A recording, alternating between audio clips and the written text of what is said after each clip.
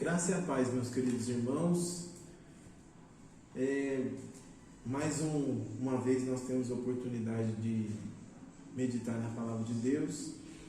E para começar eu quero dar uma palavra de agradecimento. Nós ficamos muito alegres quando percebemos que os irmãos na igreja se interessam pela Palavra de Deus, fazem perguntas. Digo isso porque essa mensagem ela surgiu através de uma questão que foi feita. Então façam perguntas. Isso mostra que você está interessado, e sempre um bom estudante da Palavra de Deus sempre vai ter dúvidas acerca da Palavra de Deus.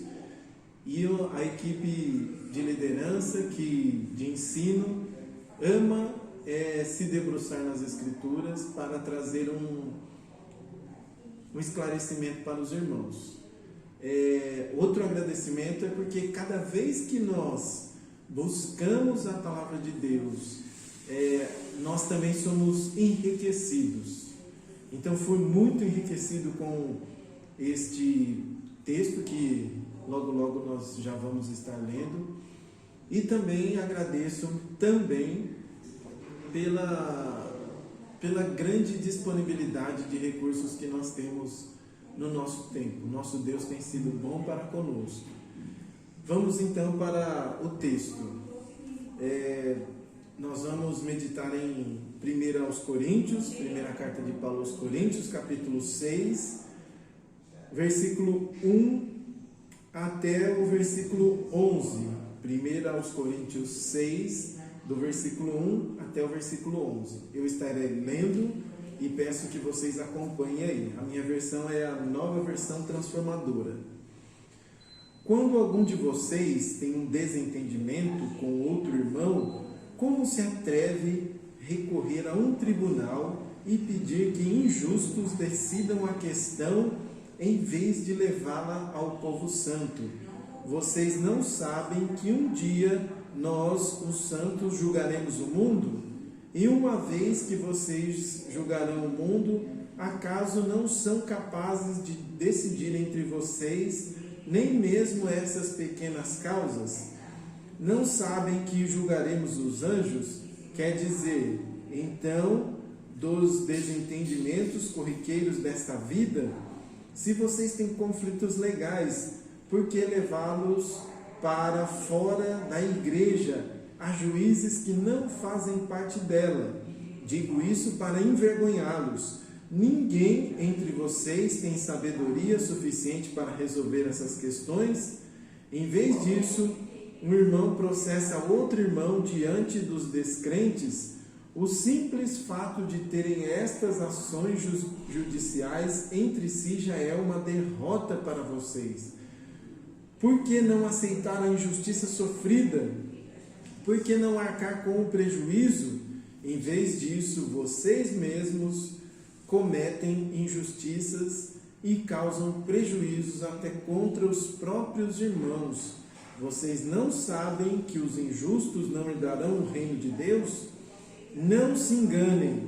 Aqueles que se envolvem em imoralidade sexual, adoram ídolos, cometem adultério, se entregam a práticas homossexuais, são ladrões, avarentos, bêbados, insultam as pessoas ou exploram os outros, não herdarão o reino de Deus. Alguns de vocês eram assim, mas foram purificados e santificados, declarados justos diante de Deus, em nome do Senhor Jesus Cristo e pelo Espírito de nosso Deus. A questão é, devemos ou não levar um irmão a julgamento? Nós vamos aprender, creio que essa pergunta vai ser respondida ao final da nossa exposição desse texto. Logo no versículo 1, nós lemos assim: quando algum de vocês tem um desentendimento com um outro irmão, como se atreve a recorrer a um tribunal e pedir que injustos decidam a questão em vez de levá-la ao povo santo? se vocês observarem, em 11 versículos, Paulo faz pelo menos 7 perguntas. Era o jeito dele ensinar. Então, nessa primeira pergunta, ele coloca algumas coisas que algumas palavras que vai indicando aí o caminho pelo qual nós vamos percorrer. A palavra desentendimento, ela não vai nos dar uma esclarecida sobre o que é que estavam ocorrendo ali. Mas mais para frente, sim, nós vamos saber.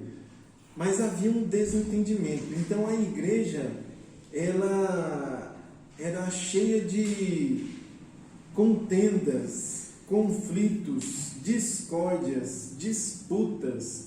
Nós vemos isso logo, a motivação do apóstolo ao escrever essa carta lá no capítulo 1, é porque ouve-se que entre vós ocorrem discórdias. E também no capítulo 3, Paulo vai dizer que não pode falar a eles como a espirituais, mas sim como a carnais, porque havia discórdias entre eles, né? Conflitos, disputas, brigas, bate-boca, todas essas palavras cabem como sinônimos. Contra outro irmão. Agora, essa palavra aqui, naquele contexto, ela tem um peso grande, porque até mesmo na sociedade romana, havia o pai de família, esse era o nome mesmo, ele era o líder, ele que era a pessoa que decidia as disputas dentro da própria família. Então já era um escândalo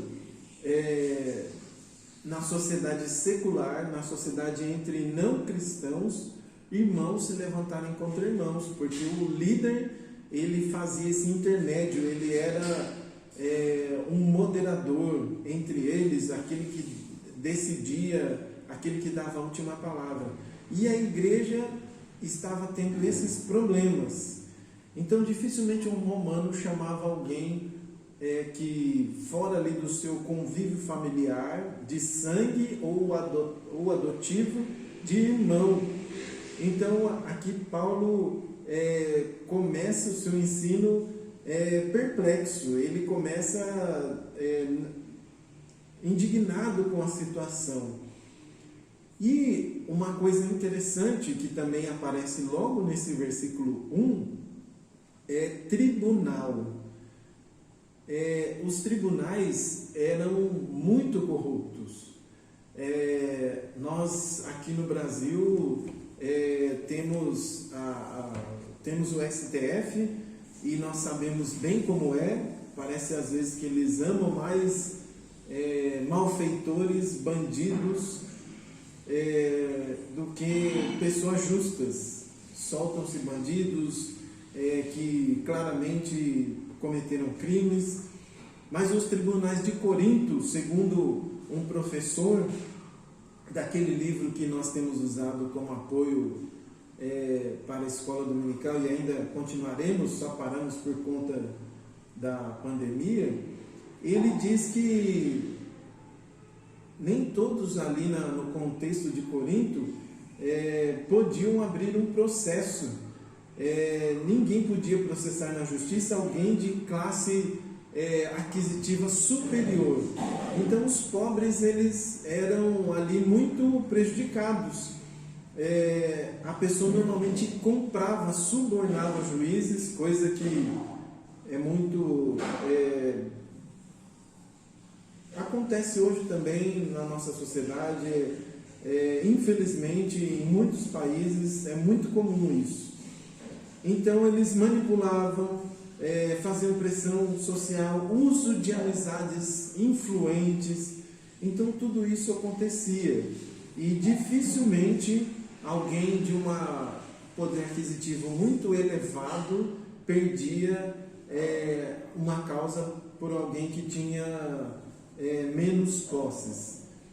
Então, por isso que Paulo fica indignado com isso. Por isso que ele usa a palavra, depois de tribunal, ainda no versículo 1, pedir que injustos decidam a questão ao invés de levá-la ao povo santo. Ele está numa indignação aqui muito grande com isso. E outra palavra que ele usa aqui, ao invés de levá-la para o povo santo, ele vai usar o termo para a igreja, irmãos, santos, ele usa esses termos, e a palavra santo, a igreja chamada de santa, não é porque ela tem um comportamento diferente por causa daquele comportamento, mas porque ela pertence ao Senhor. Então tudo que pertence ao Senhor é separado. Com certeza o comportamento está aí, mas o principal motivo de chamar a igreja de santo é porque ela pertence ao Senhor, foi comprada pelo Senhor. E no versículo 2 ele já lança a segunda pergunta: vocês não sabem que um dia nós, os santos, não os injustos, que pertencem a Deus, julgaremos o mundo? Ele já lança de ironia aqui, Paulo. Faremos coisas maiores, teremos o privilégio de fazer coisas maiores, e as coisas, os desentendimentos com outros irmãos não têm capacidade.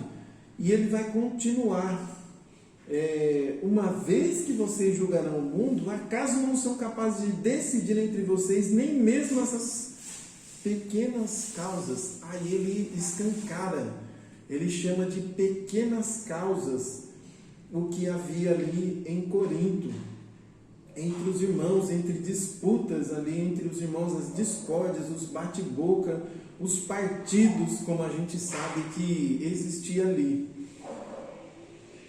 No versículo 3 também, mais ironia ainda. Ele começa também com uma pergunta: não sabem que julgaremos os anjos? Quer dizer então dos desentendimentos corriqueiros desta vida? Outra pergunta. Então ele fala assim, que o povo de Deus tem uma missão muito maior. Ele é comissionado por Deus a participar junto com Deus do julgamento até dos seres celestiais, só que não, no caso do povo de Corinto, não tinha sabedoria para as coisas comuns da vida, as coisas que normalmente ocorrem com pessoas que não têm maturidade. No versículo 4, ele também continua a sua argumentação. Se vocês têm conflitos legais, por que levá-los para os de fora da igreja? Há juízes que não fazem parte dela. Aí cabe uma explicação, que os juízes eram levados numa estima muito alta, muito admirados pela sociedade, pelos cargos que ocupavam, e Paulo menospreza os juízes aqui, que poderiam ser bastante corruptos, e também condena, ele censura o comportamento da igreja. Por que não levar por que vocês levam para os de fora da igreja? A palavra igreja pode ser traduzida por assembleia. Então aqui ele faz um jogo, porque a palavra assembleia era usada para outras assembleias, e em Corinto ele vai falar que é a assembleia dos santos. Por isso que eu disse que lá no início aquele termo que ele usa no versículo 1 e 2 é importante. É como se ele estivesse dizendo aqui, para qual assembleia vocês vão levar? A de injustos ou a dos santos, dos justificados por Deus? E menosprezando aqueles juízes corruptos. No versículo 5, ele continua sua indignação e vai aumentando a intensidade. Digo isso para envergonhá-los. É uma completa vergonha quando a igreja, ela, naquele contexto ali, ela perdia toda a sua reputação. Os estudiosos da época vai ensinar isso. Ser publicamente envergonhado significa perder a sua reputação. Então, Paulo está dizendo que aquela assembleia, aquela igreja, aqueles membros não são dignos da sua condição de seguidores de Cristo. Ninguém entre vocês tem sabedoria o suficiente para resolver essas questões. Mais uma vez ele usa de uma pergunta e continua sendo irônico. Em vez disso, um irmão processa outro irmão diante dos descrentes. Aqui ele muda o termo para descrentes. Ele usa 3 termos aqui para falar daqueles que não são de dentro da própria igreja. Ele usa injustos, ele vai usar essa parte aí, descrentes, para mostrar aos irmãos e palavra de menosprezo, aqueles que não são nada. Então, é uma completa vergonha, como eu já havia dito, porque até entre a sociedade romana, essas questões eram resolvidas dentro da própria família, e a família de Cristo aqui, que estava unida pelo sangue de Cristo, não estava tendo sabedoria o suficiente para resolver essas disputas. No 7, o simples fato de terem essas ações judiciais entre si já é uma derrota para vocês. Então ele continua pegando pesado aqui, porque a vergonha estava sendo pública. O nome do Senhor Jesus Cristo estava sendo aqui diminuído, envergonhado por conta disso. E aí ele chega, ele vai caminhando numa crescente, e ele está próximo aqui de um ponto que nós acreditamos aqui que seja o ponto culminante aqui do texto, mas ele ainda não chegou, mas está bem próximo, porque aí ele chega: porque não aceitar a injustiça sofrida, porque não arcar com o prejuízo, em vez disso vocês mesmos cometem injustiça e causam prejuízos até contra os próprios irmãos. Quando ele fala isso, porque não aceitar a injustiça sofrida, ele está apontando para Jesus. Talvez essa seja a maior dúvida entre nós: levar ou não levar uma questão diante da lei. Já nós vamos chegar nisso. Mas ele continua: porque não arcar com prejuízo? A palavra perdão, o que tem por trás de perdoar é ficar com prejuízo. É o que Jesus fez. Ele ficou com todo o nosso prejuízo, com toda a nossa culpa foi transferida para ele. O cálice da ira de Deus foi derramado por inteiro sobre ele. Então ele ficou com o nosso prejuízo. A Bíblia está cheia de ensinos assim, onde mostra que nós devemos perdoar. Aquela questão de perdoar os irmãos em Mateus, tem parábolas que contam isso, que nós tivemos uma dívida que era imperdoável, que de forma alguma conseguiremos pagar, mas aqui ele fala também a mesma coisa: porque não arcar com o prejuízo. Você perdoar é ficar com o prejuízo sobre si, anular dívidas. Eles tinham muito essa questão. A justiça é baseada na retribuição. Você pecou, você errou, você restitui. E como ele diz que eram coisas pequenas, podia ser uma ofensa contra outro irmão, algo que poderia passar por cima, algo que o próprio Deus podia estar usando para santificá-los ali, e eles não se deram conta disso. E faziam joguinhos de poder para ver quem sairia vencedor, o perdedor, o humilhado nos tribunais daquelas pessoas que eram injustas, que estavam fora da Assembleia de Cristo, da Igreja de Cristo. Então esse é conforme eu fui falando, que ele vem numa crescente. Então, e ele estava dizendo que as pessoas que fazem isso cometem injustiça e causam prejuízos, porque o cristão ele já carrega o nome de Cristo, ele não vive mais para si mesmo, a palavra vai dizer. Então, entre os irmãos, na comunidade dos perdoados, dos piores pecadores que foram perdoados, deve haver o perdão de pecados, né? O perdão da injúria, o perdão da ofensa. E agora eu acredito que ele já chega no ponto culminante. Ele compara esses pecados com uma coisa, com outros maiores, mas antes, no versículo 9, ele vai dizer: vocês não sabem que os injustos, os que cometem injustiça, não herdarão o reino de Deus? É muito importante aqui nós pararmos e pensarmos um pouquinho aqui sobre o que é o reino de Deus. Jesus vai falar por vezes que o reino de Deus está próximo para a gente se arrepender, e muitas vezes vai ser dito também que o reino já chegou.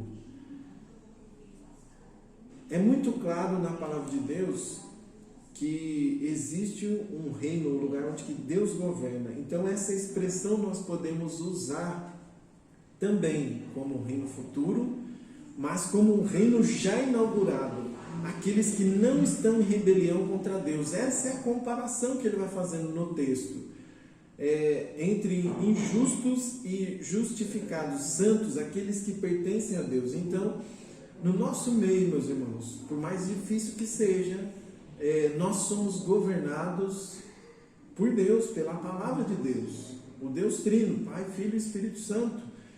E esse reino já chegou para nós. Nós não vivemos mais no domínio do pecado, no domínio de Satanás, no domínio das nossas inclinações. Quem governa, quem decide a maneira como os seus cidadãos vivem, é o próprio Deus. Então, a conduta ali não estava sendo de pessoas que já fazem parte do reino de Deus, que foram transformadas. Então, por isso que ele cita aqui o ponto culminante mais alto: vocês não sabem que os injustos não herdarão o reino de Deus? O reino de Deus é para pessoas transformadas. Os cidadãos do reino de Deus devem viver como no Sermão da Montanha. É isso que Mateus está dizendo ali. E aí ele pega uma lista que não se aplica somente a Corinto, não é exaustiva, mas ele cita alguns pecados ali, e como forma de comparação: não se enganem, aqueles que se envolvem em imoralidade sexual, adoram ídolos, cometem adultério, se entregam às práticas homossexuais, são ladrões, avarentos, bêbados, insultam as pessoas ou exploram os outros, não herdarão o reino de Deus. Olha como que ele usa no versículo 11: alguns de vocês eram assim, nessa lista que ele citou, mas foram purificados e santificados, declarados justos diante de Deus em nome do Senhor Jesus Cristo, pelo Espírito de nosso Deus. O próprio Deus Trino participa da nossa justificação. Então a justificação não é a coisa que veio de nós, mas é alheia a nós. E aqui é o maior argumento, porque nós já fomos transformados. Todos os que fazem parte da Assembleia de Cristo, da Igreja de Cristo, eles são purificados, santificados, separados. Eles continuam vivendo no mundo, mas as práticas deles são distintas. Então há uma nova disposição no coração, no pensamento. Quando a Igreja de Cristo entra em conflito, todos perdem. o nome de Cristo é envergonhado. Toda a igreja é envergonhada. Agora, caminhando para o nosso encerramento, a grande pergunta ainda permanece: devemos ou não? O autor do livro que nós temos usado como referência, ele vai dizer que depende.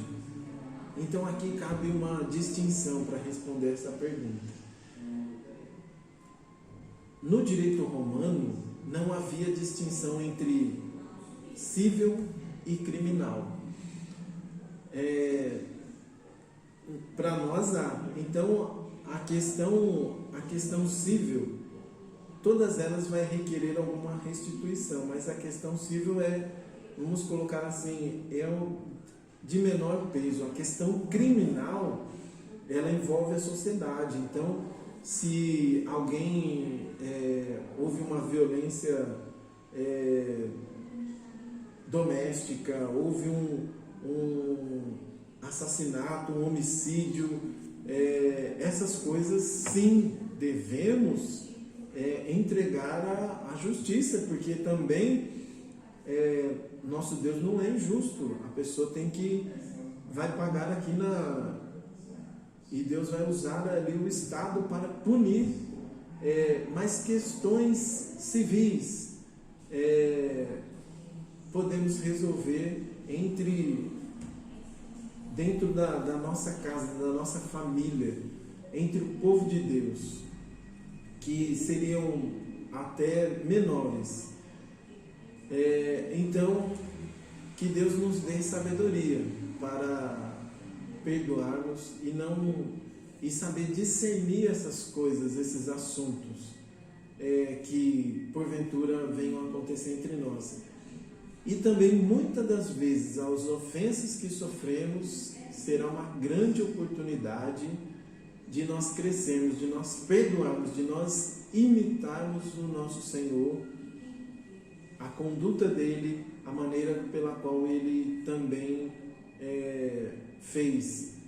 Então vamos orar agora. Senhor Deus, nós queremos te agradecer porque o Senhor é um Deus que fala. O Senhor não nos deixa sem resposta. Nos dê sabedoria para convivermos como irmãos em Cristo, para não chegarmos a esse ponto, a Deus. Nos livra, Senhor, de escândalos, nos livra disso, Senhor. Transforma-nos, quebranta o nosso coração, amansa o nosso coração, Senhor. Que sejamos uma igreja, Deus, que cada vez mais cresça, ó Deus. Cada vez mais seja notável o fruto do Espírito entre nós, não para a nossa glória, não para nós estufarmos o peito e acharmos bonito, Senhor, mas é porque a Tua palavra nos mostra, Senhor, como uma disputa entre irmãos, ela é vergonhosa, Senhor. Nos perdoa, Deus. Tem misericórdia de nós, Senhor. Nós te pedimos em nome do Senhor Jesus Cristo. Amém.